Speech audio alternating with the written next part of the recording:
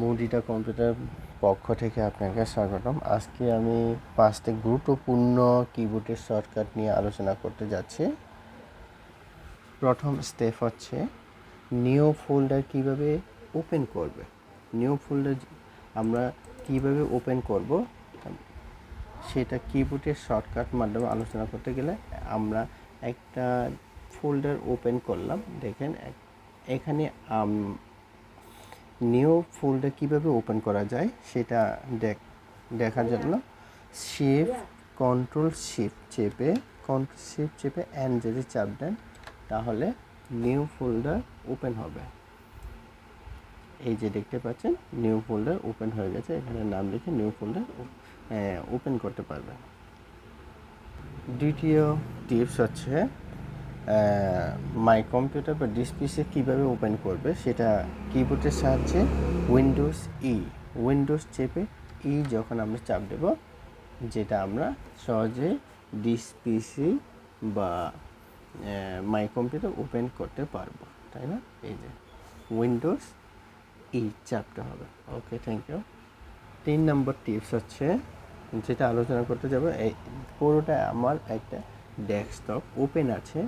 আমি কোনো কাজে কর্মে যদি বাইরে যেতে হয় তাহলে আমার এই ডেস্কটপটা বা কম্পিউটার অন করে রেখে যেতে পারি না, তাই আমাকে দ্রুত অফ করে বা লক করে যেতে হবে, তাই না? সেই ক্ষেত্রে আমাকে কি করতে হবে, উইন্ডোজ চেপে এল যদি চাপ দেন তাহলে আমার ডেস্কটপটা লক হয়ে গেছে।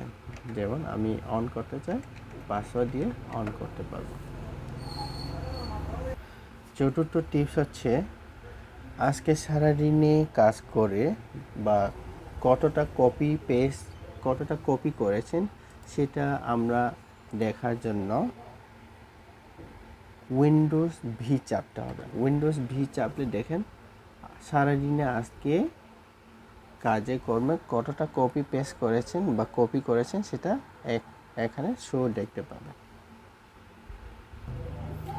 পঞ্চম শর্ত হচ্ছে যেটা ডেস্কটপে বা কোনো স্ক্রিনশট কম্পিউটারে কোনো স্ক্রিনশট করতে গেলে আমাকে কি করতে হবে,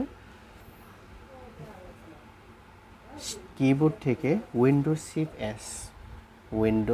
শিফট এস যখন চাপ দেবেন ডেস্কটপটা কালো হয়ে যাবে। এই যে দেখেন আমার চিহ্নটা পরিবর্তন হয়ে গেছে। তখন আমি এইখান থেকে যতগুলো আমি সিলেক্ট করব ওটা করতে পারবো।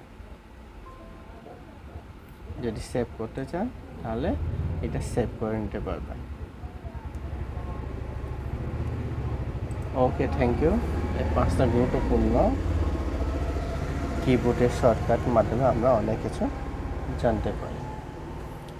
আরও নতুন কিছু জানার জন্য মুডিরা কম্পিউটার সেন্টার পেজকে লাইক এবং ফলো দিয়ে রাখবেন। ধন্যবাদ।